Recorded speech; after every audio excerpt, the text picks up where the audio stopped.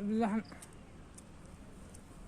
يقول ابو ناصر على الجود جاري خطوتي بإذن رب الملك ما نفس العالم مر الزمان والرزق بايتي ورب الملك عوالم نيتي واعطي صديقي في الخطا واقضي شيئا وانا تهزيان والصدق طبعي والوفا من عادتي ولا في يصطحبني لين ولو صالي بالحدلان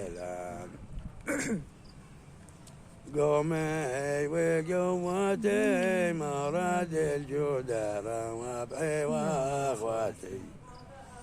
أبطال تكسب في الحضح وفي الجنة بالطعام